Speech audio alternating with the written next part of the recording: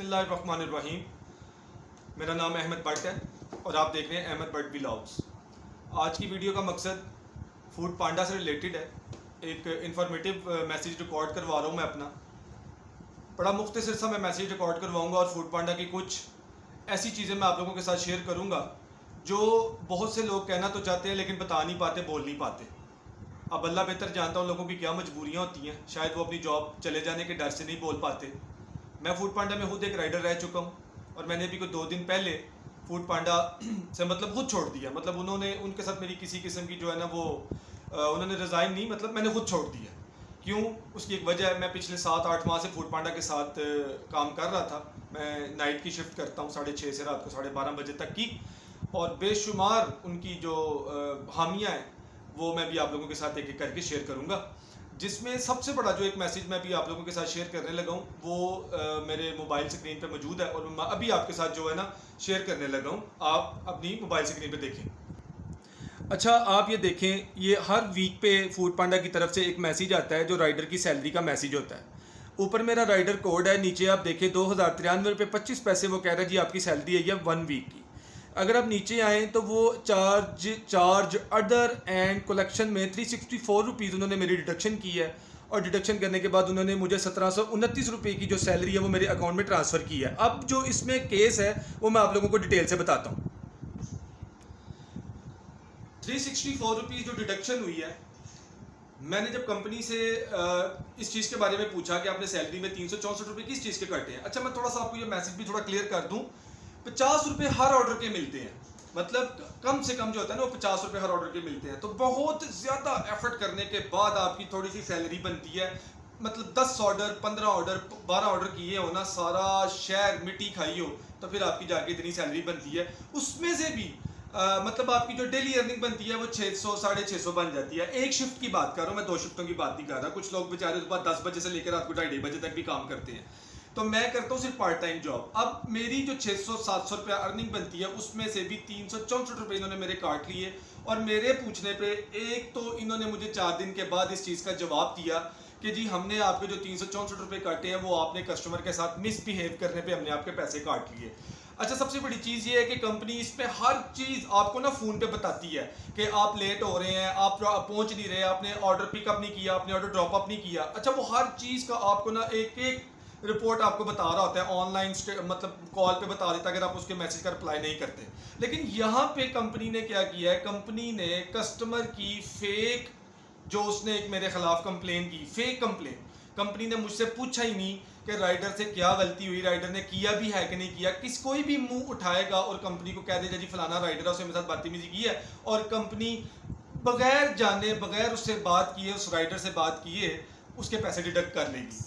मेरा बताने का मकसद सिर्फ ये है कि आप यहाँ से अंदाज़ा लगा लें कि राइडर जो बेचारा जलीलो ख्वार हो जाता है इनके 100 150 रुपये के ऑर्डर डिलीवर करने में, वो इसी चक्कर में होता है बेचारा कि चले मेरा 500 बन जाएगा, मेरा 1000 बन जाएगा, तो मेरा कोई घर का सर्कल चल जाएगा, आटा दाल चीनी घी चलेगा, या जो भी है व्हाटएवर। हर बंदे की अपनी अपनी एक मजबूरी है। तो आप यहाँ से अंदाज़ा लगाएं कि कंपनी ने मुझे ये कह के मेरे 364 रुपये काट लिए हैं कि जी आपने कस्टमर के साथ मिसबिहेव किया। अच्छा, इसके पीछे भी एक लंबी स्टोरी है लेकिन वो मैं भी आपसे डिस्कस नहीं कर रहा। मैं सिर्फ आपसे आप लोगों को ये शेयर करना चाह रहा हूँ कि आप अंदाज़ा करें। मैं कहता हूँ जी कंपनी ने अगर मेरे पैसों की डिडक्शन करनी ही थी, अगर उसने मुझे इस चीज़ की सज़ा पैसों की सूरत में देनी थी, तो सिर्फ उस कस्टमर के ऑर्डर के पैसे काटता जिस कस्टमर ने बकौल उसके साथ मैंने बदतमीजी की है। उसने मेरे 364 को 50 रुपये की अर्निंग हुई होगी मुझे उस ऑर्डर के ऊपर, तो भाई तुम वो 50 रुपये काट लो, तुमने मेरा 300-400 रुपये क्यों काटा। बात 300-400 की नहीं, बात यह है कि मैं इस वक्त सभी राइडर्स की आवाज़ हूँ। मैं सिर्फ अपनी आवाज़ की बात तो कर ही नहीं रहा, मैं 300-400 की बात ही, मैं जस्ट बता रहा हूँ कि कंपनी किस कदर जुल्म और ज़्यादती से काम कर रही है। उसका नतीजा भी मैंने आपके सामने एक छोटी सी मैंने चीज़ आपके सामने रखी है कि आप देखें, बगैर सोचे समझे, बगैर राइडर से बात किए, मुझे कोई मेल नहीं आई, कोई मैसेज नहीं आया। हर चीज़ का मैसेज करती है कंपनी, हर चीज़ का, लेकिन पैसे डिडक्ट करते वक्त कंपनी ने मुझे मैसेज ही नहीं किया, मुझे इन्फॉर्म ही नहीं किया, और मेरी सैलरी से उसने 364 रुपये काट लिए हैं। एक फेक कस्टमर ने अभी जान के कोई अपनी अना का मसला बना के मेरे साथ जो है ना वो निकाला है, और उस पर उन्होंने मेरी 364 रुपये काट लिए। तो मेरा आपको एक मैसेज रिकॉर्ड करवाने का मकसद ये है कि आप देखें किस कदर जुल्म और ज़्यादती है, कि कोई भी पूछने वाला नहीं है और वो धड़ाधड़ नौजवानों के साथ ज़्यादती कर रहा है। हर तरह से उनके साथ जो है ना उनको ब्लैकमेल कर रहा है, उनके साथ मिसबिहेव कर रहा है, उनके साथ गलत चीज़ कर रहा है। बेचारे राइडर आपको 2:30 बजे तक सड़कों पे जलील होते हुए नजर आएंगे। वो बेचारे 150-150 रुपये का ऑर्डर डिलीवर करते हुए नजर आएंगे, लेकिन उनका कोई पुरसाने हाल नहीं है। मैंने इनके ऑफिस में जाके मैसेज रिकॉर्ड करवाने की पूरी कोशिश की, मैंने वीडियो बनाने की कोशिश की, उन्होंने मुझे वीडियो बनाने ही नहीं दी। वहाँ पे उन्होंने कहा जी आप कैमरा बंद करेंगे तो हम आपसे बात करेंगे। वहाँ पे भी गर्मी सर्दी हुई, काफ़ी मतलब बहस हुई, जिसके नतीजे पे मैं उनको ये कह के छोड़ाया कि भाई मैं इस ऑर्गेनाइजेशन के साथ चल ही नहीं सकता जिस ऑर्गेनाइजेशन को अपने एम्प्लॉय की परवाह ही नहीं। वो बात मानने के लिए तैयार ही नहीं थे, क्योंकि उन बेचारों की भी नौकरियों के मसले थे। वो कंपनी के अगेंस्ट बात सुन ही नहीं थे सकते, उनकी नौकरियां चली जानी थी अगर वीडियो वायरल हो जाती। तो मेरा बात करने का मकसद सिर्फ इतना सा है कि ये तो मैंने आपको सिर्फ एक बात बताई है, इस तरह की हजारों कमियां हामियां फूड पांडा के अंदर है। और ये क्या कर रहा है, ये सिर्फ लड़कों के साथ ज्यादती, उनको बेवकूफ बना रहा है। अब जिन बेचारों के रोजगार लगे हुए हैं, उनका जीना मरना, जिनका जीना मरना फूड पांडा के साथ है, वो तो बेचारे लगे हैं सुबह शाम यहाँ पे मरने के लिए। लेकिन नौजवान नस्ल को बुला बुला के उनको जलील कर रहे हैं, उनको ख्वार कर रहे हैं, बताया उनको कुछ जाता नहीं है, उनको रोड पे छोड़ दिया जाता है। बाइक राइडर अपनी लेके आए, नेट कम अपना वो यूज़ करे, मोबाइल वो अपना यूज़ करे, और कंपनी कहती है जी मैंने कुछ नहीं देना, मैंने तो आपको गन पॉइंट पे तो रखा ही नहीं।